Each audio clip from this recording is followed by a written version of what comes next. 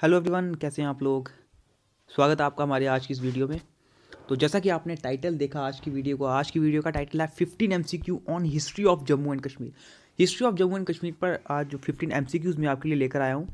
जैसा कि दोस्तों आप जानते हैं कि हमारे टेलीग्राम चैनल पर क्विज़ सेशन चल रहा था। तो कई लोग उस क्विज़ सेशन में जो हमने फर्स्ट अपना क्विज़ अपलोड किया था MCQs on history of Jammu and Kashmir, उसको अटैम्प्ट नहीं कर पाए थे।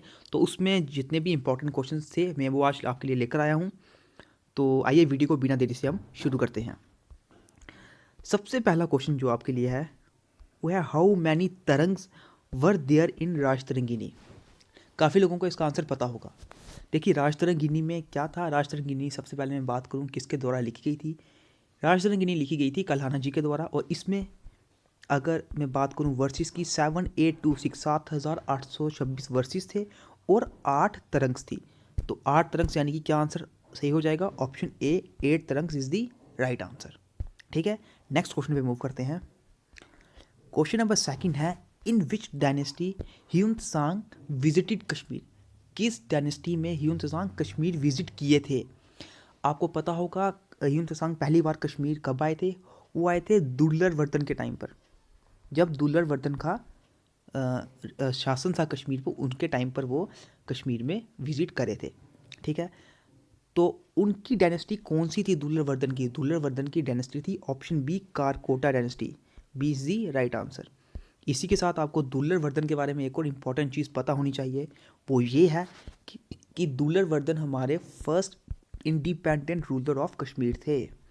ठीक है, ये क्वेश्चन आपसे पूछा जा सकता है कि first independent ruler of Kashmir कौन थे। वो थे दुर्लर वर्धन।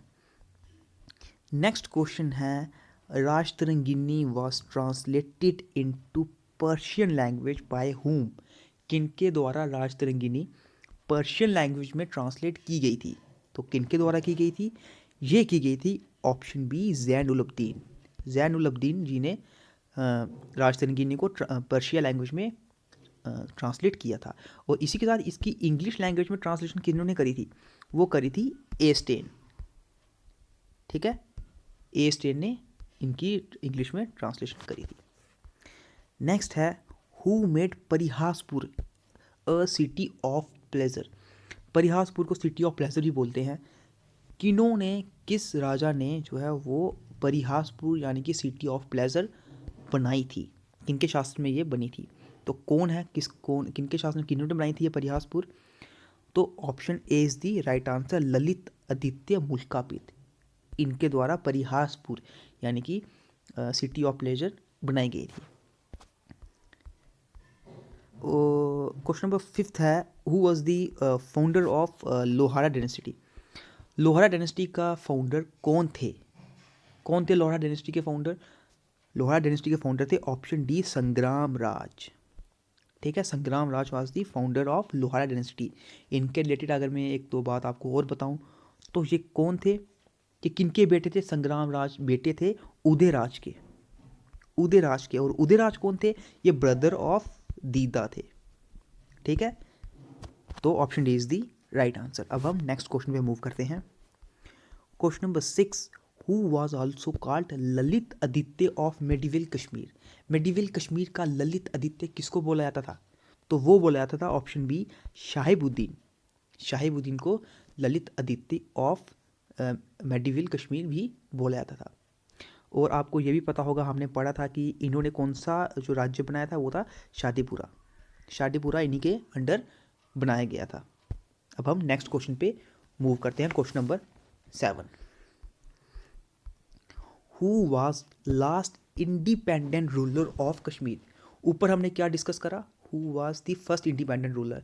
यहाँ पे क्वेश्चन पूछा गया who was the last independent ruler. कौन थे लास्ट इंडिपेंडेंट रूलर। वो थे ऑप्शन डी यूसुफ शाह चक। यूसुफ शाह चक कश्मीर के जो है वो लास्ट इंडिपेंडेंट रूलर थे। ठीक है, और याकूब शाह चक कौन थे। याकूब शाह चक लास्ट रूलर थे किसके, चक डायनेस्टी के। ठीक है, गाजी चक कौन थे जिन्होंने चक डायनेस्टी को, जो फाउंडर थे गाजी चक चक डायनेस्टी के। ठीक है, तो इसके बाद अगर मैं बात करूं कि यूसुफ शाह की शादी किसके साथ हुई थी। इनकी वाइफ कौन थी, वो थी हबा खातून। ये आपसे पूछा जा सकता है, जो छोटी छोटी चीज़ें हैं, जिनको हबा खातून को हम नाइटिंगेल ऑफ कश्मीर भी बोलते हैं। क्वेश्चन नंबर 8 है, Aurangzeb visited Kashmir in which year. Aurangzeb Kashmir में कौन से साल आए थे? कौन से साल आए थे? वो आए थे 1665 में। एक ही बार वो कश्मीर विजिट किए हैं, वो है 1665। Option B is the right answer. Question number 9 है, Chashmashahi was gifted to whom by Shahjahan. Shahjahan के द्वारा जो चश्मशाही थी वो किसको गिफ्ट कर दी गई थी? वो गिफ्ट कर गई थी इनके एल्डर सन किनको? दारा शिकोह को। Option C is the right answer. ठीक है, दारा शिकोह को ये गिफ्ट कर दी गई थी शाहजहां के द्वारा। नेक्स्ट क्वेश्चन पे मूव करते हैं। Question number 10, which rule was known as the dark age of Kashmir. किस रूल को डार्क एज ऑफ कश्मीर भी बोला जाता है? आपको पता होगा, अफ़गान रूल को डार्क एज ऑफ कश्मीर बोला जाता है, क्योंकि इस रूल में काफ़ी ज़्यादा तबाही हुई थी, जैसा कि हमने डिस्कस करा है। ठीक है, तो अगर मैं इसके फाउंडर की बात करूं, कौन थे? अहमद शाह अब्दाली। तो option A is the right answer. इसके बाद नेक्स्ट क्वेश्चन पे मूव करते हैं। Who sign treaty of Lahore. Treaty of Lahore किसने साइन की थी? अब कई लोग यहाँ पर गुलाब सिंह जी को टिक करके आ जाएंगे, लेकिन ये बिल्कुल गलत होगा दोस्तों। अगर मैं आपको बताऊं, गुलाब सिंह जी ने ट्रीटी ऑफ अमृतसर साइन की थी, ट्रीटी ऑफ लाहौर नहीं। ट्रीटी ऑफ लाहौर दुलीप सिंह जी ने साइन करी थी। Option B is the right answer. ये साइन कब करी थी? 9 मार्च 1846। ठीक है, नेक्स्ट क्वेश्चन पे मूव करते हैं।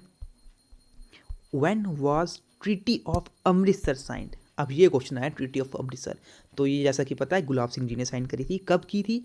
ये की थी 16 मार्च 1846 पे, यानी कि ट्रीटी ऑफ लाहौर के 7 दिन बाद। Option C is the right answer.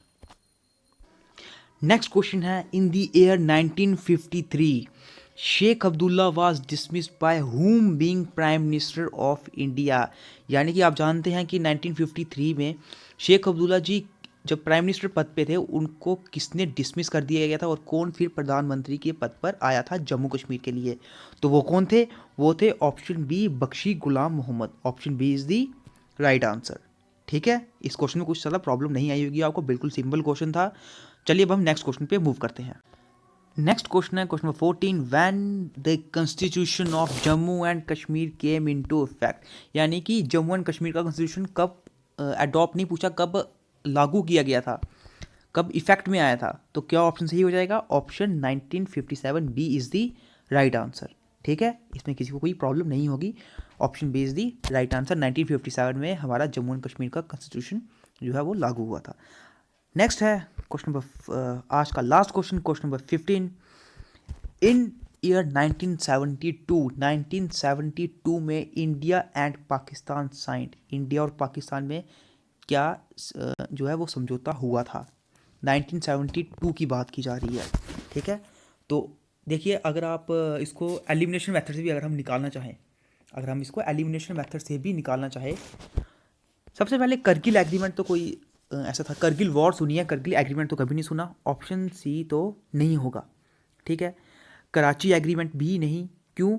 क्योंकि कराची एग्रीमेंट तो आपको पता है कि वो जनवरी 1949 में हुआ था। किस लिए? ताकि जो यूनाइटेड नेशंस था, उन्होंने इंडिया और पाकिस्तान के बीच में जो पीओके की जो लड़ाई हो रही थी कश्मीर के लिए, तो उसके लिए उन्होंने सीज़ फायर का जो है वो लागू कर दिया था, सीज़ फायर भी लागू कर दिया था।